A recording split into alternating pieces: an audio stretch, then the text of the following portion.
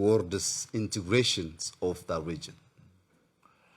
And you're not, of course, hearing all the progress you have made and all the reforms, you're not afraid of any setbacks. You're introducing new reforms. Seems like you are on a track here. Are you never concerned that there will be forces that want setbacks? Who do you afraid? I'm engaging the public. As long as the public is behind me, I don't afraid, and we'll make a change. I think that's a wonderful end to this conversation. I think we are very privileged to have you here in Davos, Prime Minister. I think also a lot of business CEOs I see here, and I know you met with them, are very interested in investing in your countries. And I think you're also undertaking a lot of economic reforms. Yeah, there are lots of reforms taking place in Ethiopia, especially opening up the economy. We are opening state-owned companies, which we have been considering as a commanding heights for years, including Ethio Telecom and Ethiopian Airlines. This opening up will bring lots of capital and expertise to Ethiopia, and it will boost the pace of our economic growth. And we are open for any investors. And we're also changing our ease of doing business. There is a strong team under my office which is changing lots of hindering factors for investors to come and invest in Ethiopia. I hope in the next 2-3 years we can see the biggest change in investment flow to Ethiopia. Thank you. And you can also count on the World Economic Forum to be a partner in that transformation. Thank you so much. Thank you very much. Excellencies, ladies and gentlemen, it is a great honor and pleasure for me to invite the Prime Minister of Ethiopia, Mr. Ahmed, here with us today. The Prime Minister is already a truly historical person in Ethiopia. Those that have followed Ethiopia for decades. More have happened in the last months with this Prime Minister than has happened in decades. So there is peace with Eritrea. There are important economic reforms in Ethiopia. There are important political reforms. Following the Prime Minister's breakthrough with Asmara, there was also peace established between Somalia and Eritrea, Djibouti and Eritrea, and the Prime Minister called in the parties also in South Sudan, Riek Machar and Salva Kiir, and got them to talk together. A great achievement in itself, I have to say.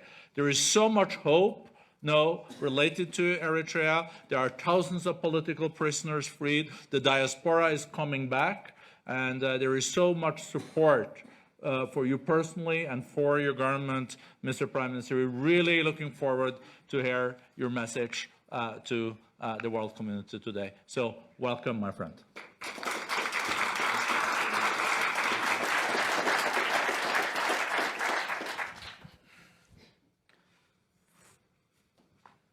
Thank you, dear brother, for the brand.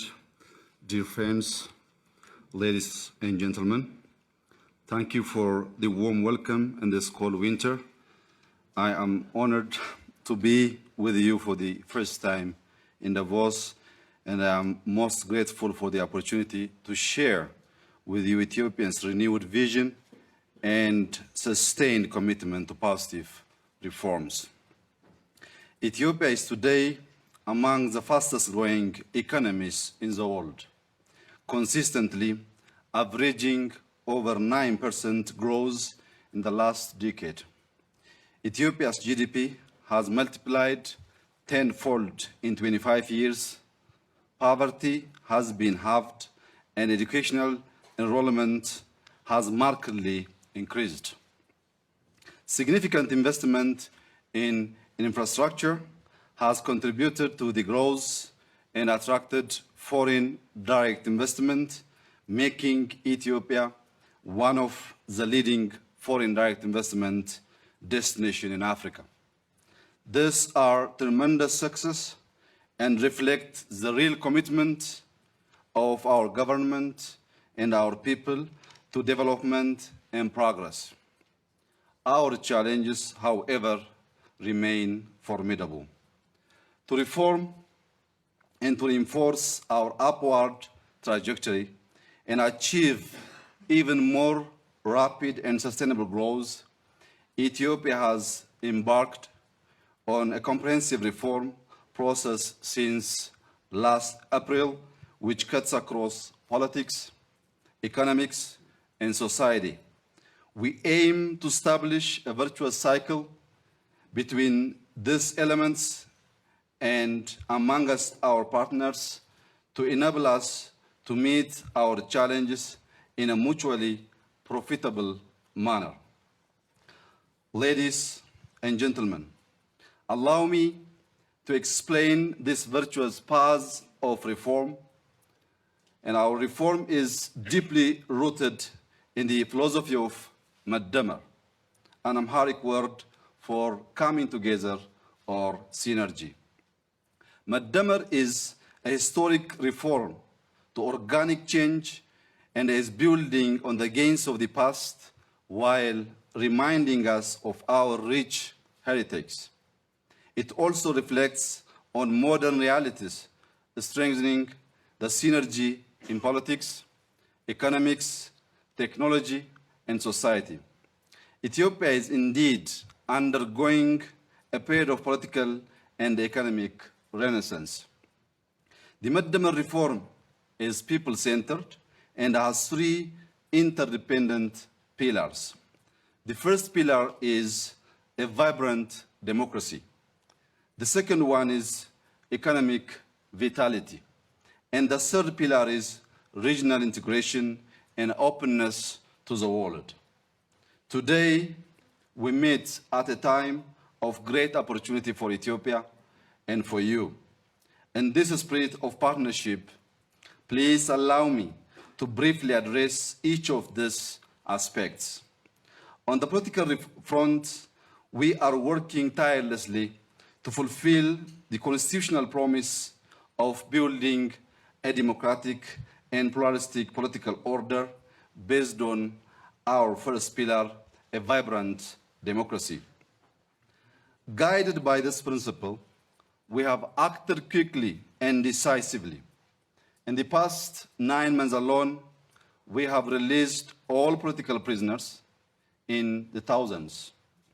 We have also invited individuals and groups based on abroad to return home and join us in a spirit of positive sum, not zero-sum politics. We have restored license to independent media, issued an amnesty law, and repealed restrictive laws of the past. We will also have a revised civil society law very soon. We believe it is now possible to sustain growth, attract investment, and allow all Ethiopians to benefit from the growth dividend without embracing democracy and persuading the world to invest in our economy.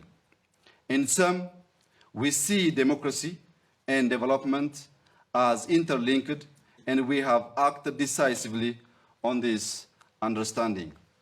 Ladies and gentlemen, the second pillar of our reform is economic vitality. We are determined to bring Ethiopia firmly into the center of the international market. To do so, we will leverage the collective power of our people, especially women and the youth, and build the private sector to drive more inclusive and socially sustainable growth.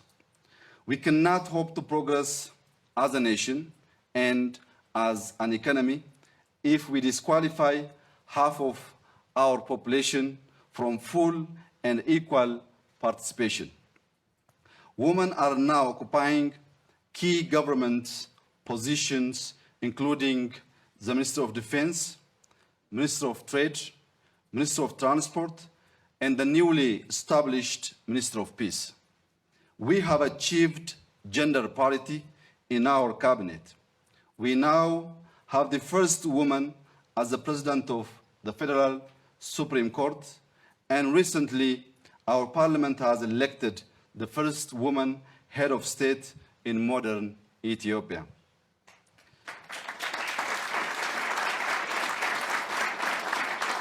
Thank you. This is important progress, but it is not enough.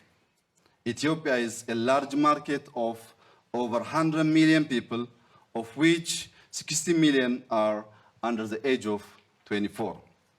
With 500,000 school leavers annually, our core objective is to sustain fast-paced economic growth and to create both more and better jobs. We must create the condition to enable a demographic dividend and to harness the potential of our young and energetic population.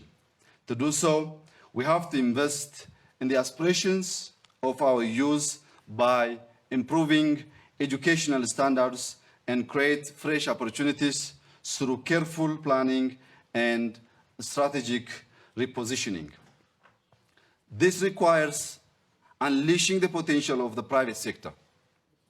Here are 4 steps that we are taking to make this not mere rhetoric but a firm reality.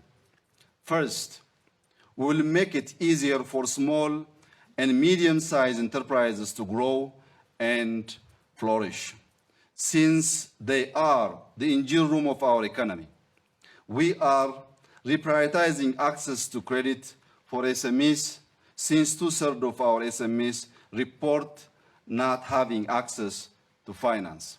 Second, we will ease and mainstream regulations needed to start a business and provide a better policy environment. We will make it easier to do business for everyone who wishes to invest in our country. Ethiopia is undergoing significant institutional reforms and is reviewing its investment code, commercial code, and other business regulations to enhance the ease of doing business in Ethiopia and increase our global competitiveness. Third, we will make the private sector an integral part of our economy, as it should be.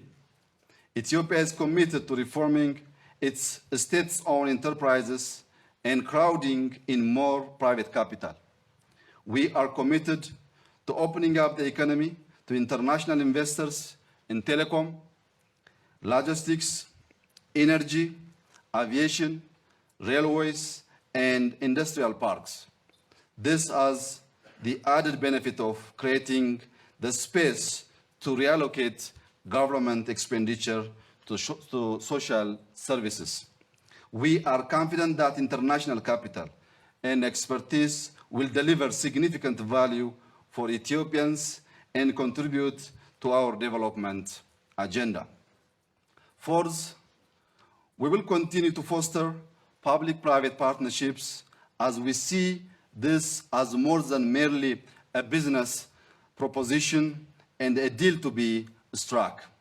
We see it as the way to build balanced long-term partnership aimed at triggering faster economic growth and profit.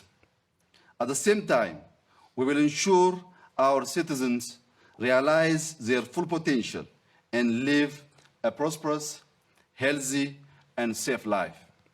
We therefore look to the next generation of public-private partnerships to be more balanced in delivering growth and yield and representing a fresh way to contemplate the relationship between business and government and offering a shared formula for social and economic growth and inclusiveness. Ladies and gentlemen, the third and final pillar of our Renaissance is regional integration and openness to the world. Regional integration and trade will be crucial to the future of our continent. allowing us to grow beyond primary commodities and accelerate our development. Addis Ababa is a seat of the African Union and so must lead by example. Our determination explains our active engagement in discussions on the African Continental Free Trade Area and our sense of urgency to finalize Ethiopia's accession to the World Trade Organization. History has demonstrated time and again that neighbors with intimate, rule-based, and diverse trade and economic relations are unlikely to resort to conflict. That is why we believe integration must be viewed not just as an economic project, but also as crucial to securing peace and reconciliation in the Horn of Africa.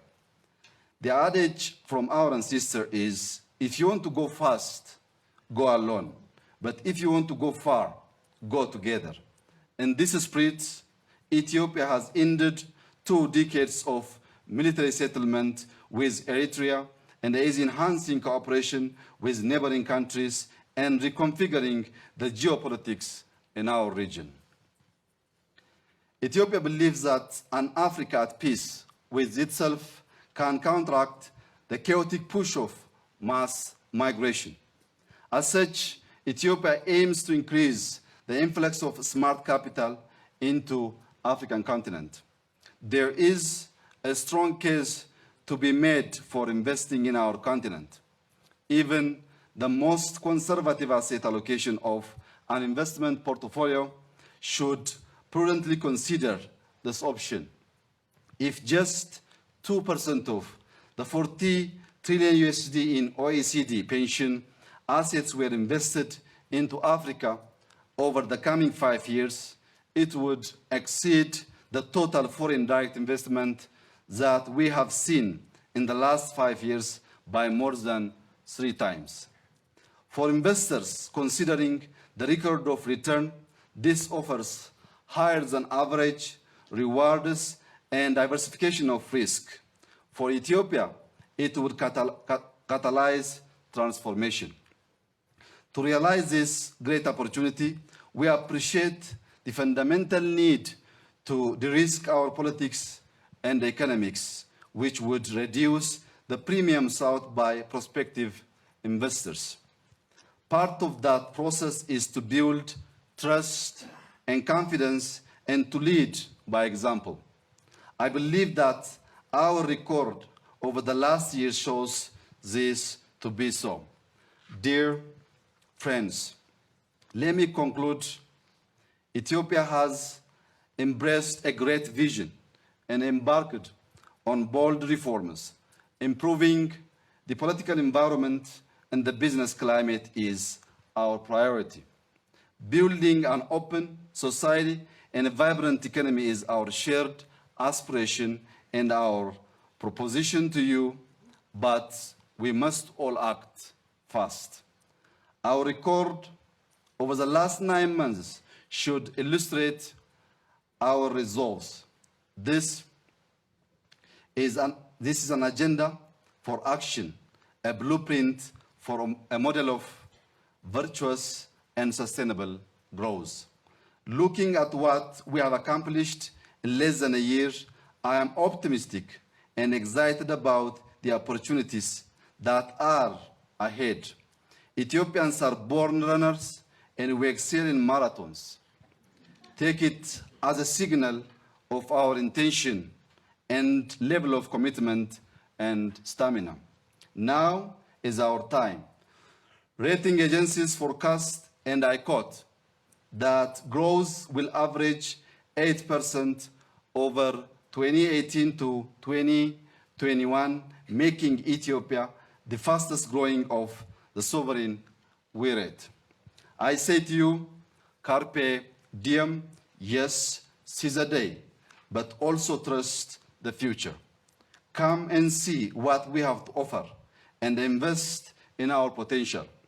Whether you are an entrepreneur, a CEO, or an industrialist, or just a lover of nature, or history, or beauty, Ethiopia has something for you.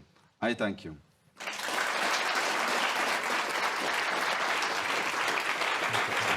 Great speech.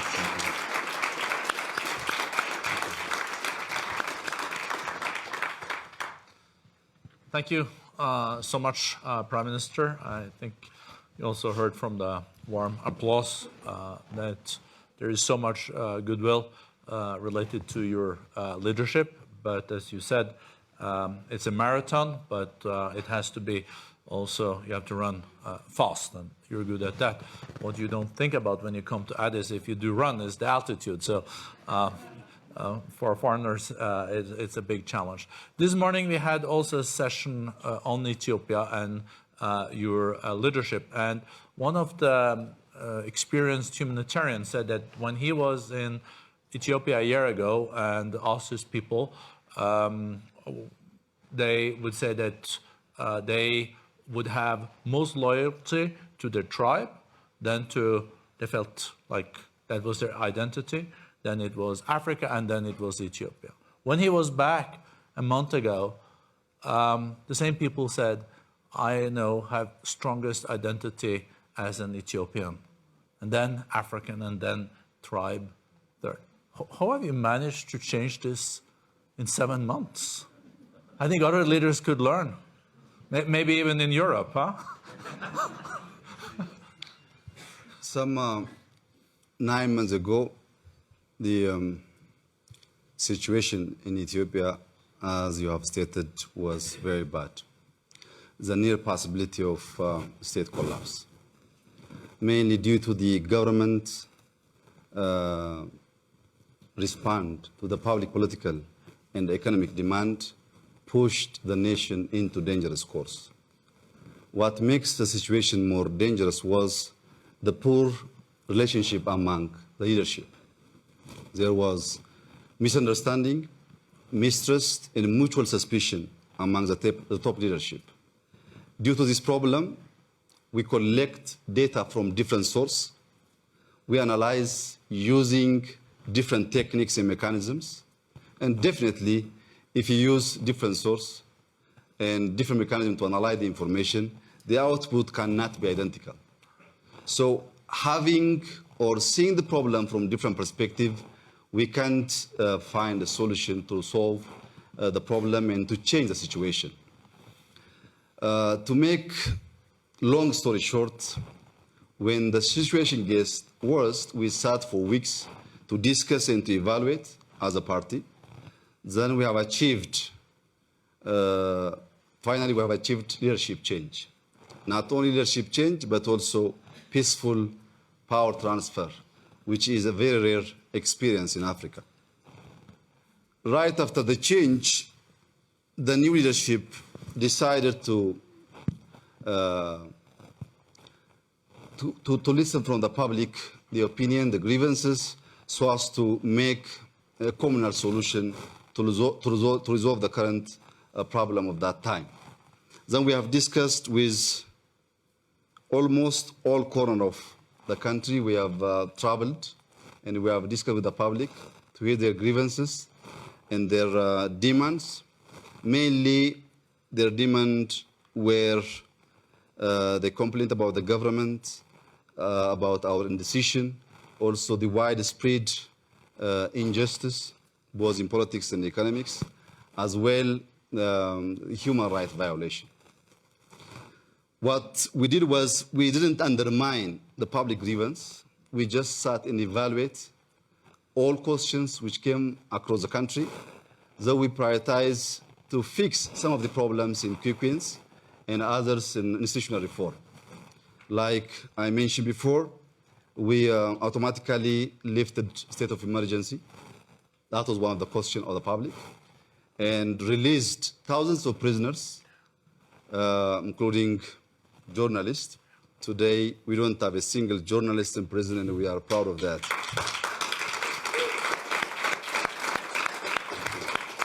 That's also rare these days, huh? If you are open-minded and open-hearted, you can learn. It's not bad sometimes to learn from Africa as well. Anyways, not only this, we also invite all opposition parties. We're based abroad. not only opposition party, but also waged armed struggle against the government. They all are back now. We don't have any opposition party abroad. We're discussing how to change the political landscape and how to make the upcoming election democratic, free, and a better one compared to the previous one. These kinds of action change the mind of many Ethiopians, that the hope is there, the possibility of change also there.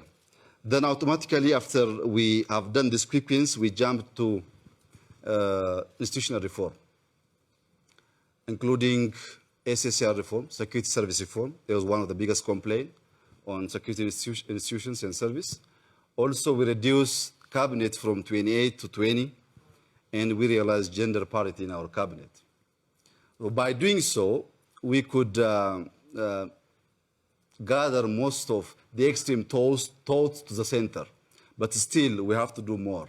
We're not satisfying on our reform. We have to include all kinds of thoughts to change Ethiopia. Ethiopia is a very great country, and the government must play its great role so as to bring Ethiopia together and to be Ethiopian first. I think you. I'm just wondering, Prime Minister, we know that the war with Eritrea has been going on for a long time, and Ethiopia has no port. It's a huge country. It has 100 million people. But I'm just wondering, how did you dare just travel up to Asmara, meet with then Yesaya, and then declare peace between those two countries? Weren't you concerned with setbacks? The military would be upset. You know, there is probably a lot of people, even inside your country, questioning this. Coming to Davos is more dangerous than going to Asmara for me. Because there's big difference, at least in terms of weather. The most important thing is this. I think you're cordially welcome, though, huh? The issue of conflict in our region, mainly it's problems of leaders, ego. There is no tangible reason. When we are together, we can make significant change in our society. When we are apart, both of us are killing each other and losing all the opportunities and begging far to the Western world. So my question to the region is not only to resettle the problem, but also economic integration.